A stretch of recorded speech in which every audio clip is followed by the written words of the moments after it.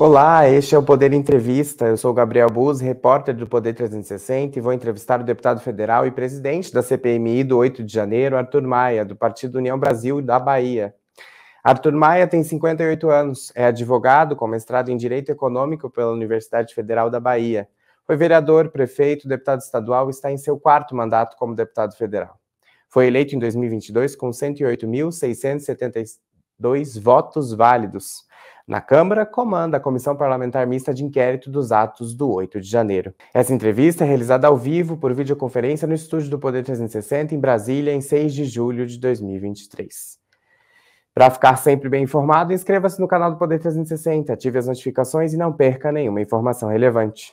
Eu começo essa entrevista perguntando qual o balanço que o senhor faz desse primeiro mês dos trabalhos da CPMI do 8 de janeiro. Olha, a CPMI, ela iniciou seus trabalhos ouvindo algumas pessoas que estão relacionadas com os acontecimentos do 8 de janeiro e também requisitando documentos, montando uma equipe. Enfim, é um funcionamento que no começo demanda. Então, a CPMI, ela voltou os seus trabalhos, iniciou seus trabalhos e nesse primeiro momento nós ouvimos algumas pessoas e tivemos uma série de ações administrativas para que ela, de fato, possa funcionar e funcionar bem. Eu penso que o trabalho da CPI é, de fato, muito significativo, porque, apesar de as pessoas, às vezes, dizerem mas, olha, o que está passando na CPI, o que está se discutindo na CPI, também já está sendo investigado pelo Supremo Tribunal Federal. E é verdade, está sendo investigado pelo Supremo Tribunal Federal, mas acontece que o Supremo Tribunal ele tem o propósito de individualizar condutas. O Supremo Tribunal Federal, que está julgando pessoas envolvidas com atos de depredação, atos de terrorismo, porque colocaram bombas lá no aeroporto, etc., ao final do seu trabalho, vai estabelecer uma pena, como já tem feito, para essas pessoas. Agora, a CPMI, ela faz um outro tipo de trabalho, uma investigação, que tem como propósito dar uma resposta ao Brasil, para dizer se teve ou se não teve, de fato, uma tentativa de golpe de Estado no dia 8 de janeiro. Então, esse é o nosso propósito, é nisso que estamos trabalhando, e apesar de que na semana que vem se inicia o recesso, nós já estaremos também na semana que vem ouvindo mais uma das pessoas que foram convocadas para depor, no caso, o tenente-coronel Mauro Cid, ex-ajudante de ordem da Presidência da República. A partir de agosto, no retorno dos nossos trabalhos, daremos consequência a esse trabalho para, de fato, darmos uma resposta ao Brasil acerca do que aconteceu no dia 8 de janeiro.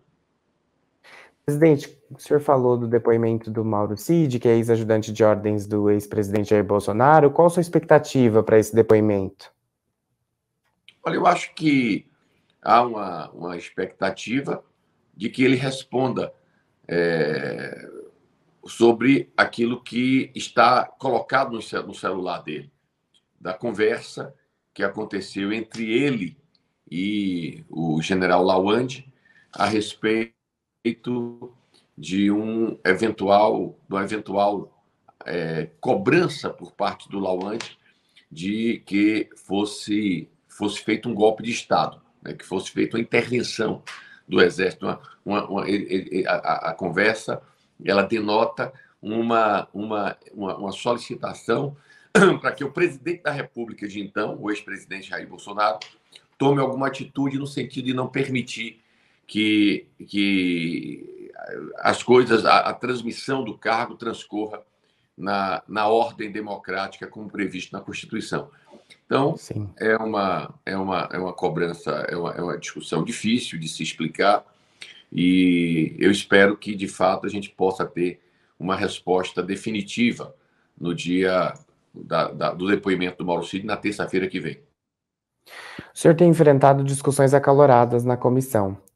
Qual é o equilíbrio necessário em uma CPI como a do 8 de janeiro, que conta com uma disputa de integrantes aguerridos, tanto como oposição quanto governistas? É um clima muito tenso, até porque existem duas narrativas e duas narrativas antagônicas.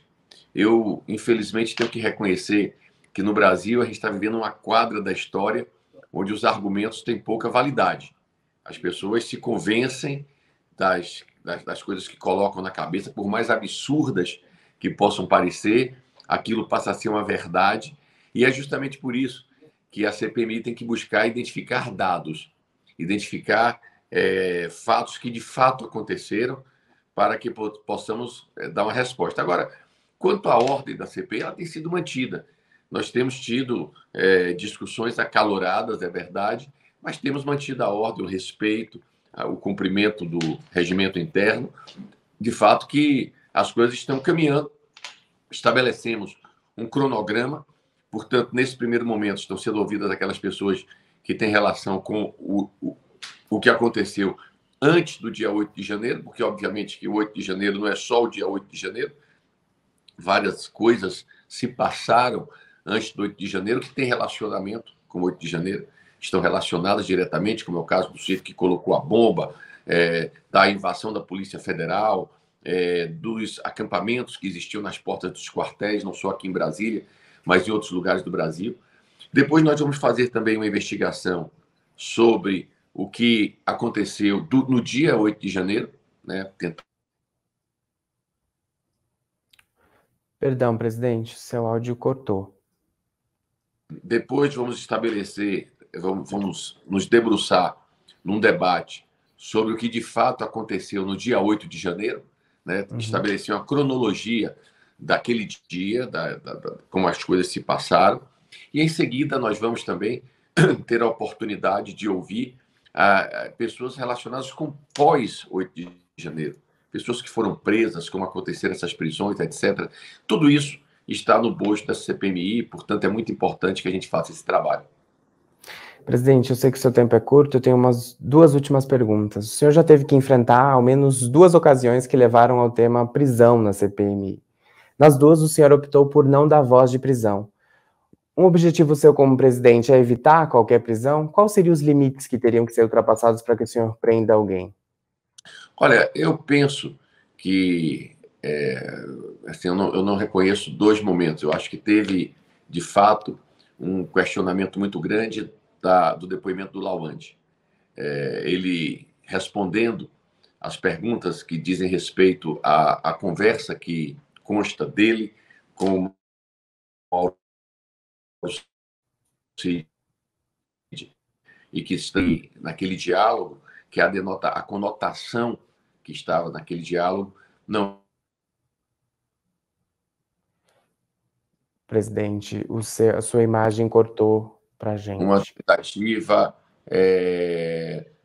de tentar pedir que o presidente Bolsonaro interferisse, fizesse um pronunciamento à nação com o propósito de acalmar os ânimos. Obviamente que aquilo parece uma explicação um tanto esdrúxula. Eu reconheço que se trata de uma resposta esdrúxula. Entretanto, nós temos que reconhecer que a ordem que veio do Supremo Tribunal Federal é que a pessoa que está depondo não tem a obrigação de produzir provas contra si mesmo. Se ele responde no sentido de reconhecer que aquela fala o incrimina, ele de fato estaria depondo contra si mesmo.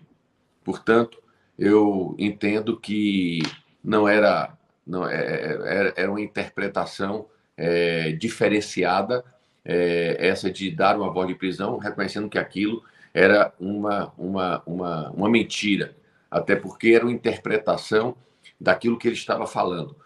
Mentira seria uma prova material, tipo, olha, o cara disse que não estava na Praça dos Três Poderes no dia 8 de janeiro e de repente aparece uma fotografia dele lá naquele dia. Aí sim, aí é uma mentira. A interpretação do que o sujeito falou fica no campo do subjetivismo e, portanto, nós preferimos concluir o pronunciamento, até porque a prisão de alguém não vai contribuir para que a gente, de fato, conclua os nossos trabalhos. Presidente, minha última pergunta é sobre os congressistas investigados por possível incentivo aos atos extremistas que compõem a CPMI. Isso já foi alvo de discussão, mas na semana passada a senadora Soraya Tronic pediu novamente que seja retirado o deputado federal André Fernandes da comissão, ele que também é investigado. Como que o senhor pretende tratar desse tema? Para o senhor isso já é um tema vencido e não deve voltar a falar disso? Eu não tenho como tratar desse tema. Eu não indico membros para a CPI, eu não formalizo a criação da CPMI. A única pessoa...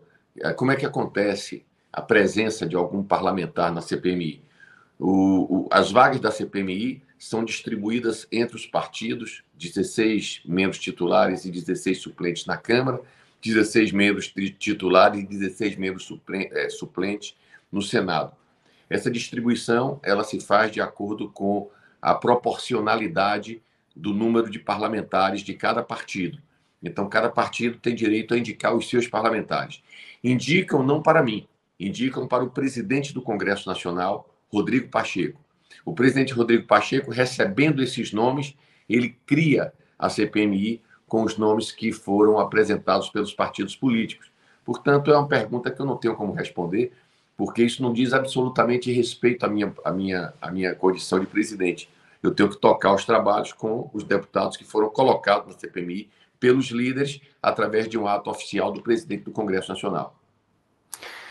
Presidente, chega ao final essa edição do Poder Entrevista. Em nome do Jornal Digital Poder 360, eu agradeço a sua participação e a sua explicação aqui sobre os trabalhos da CPMI. Eu é que agradeço a oportunidade, um prazer, parabéns ao Poder 360 pela cobertura que tem feito desses nossos trabalhos e até uma próxima oportunidade, com fé em Deus. Agradeço também a todos os web espectadores que assistiram a este programa. Esta entrevista foi realizada ao vivo por videoconferência no estúdio do Poder 360 em Brasília, em 6 de julho de 2023. Para ficar sempre bem informado, inscreva-se no canal do Poder 360, ative as notificações e não perca nenhuma informação relevante.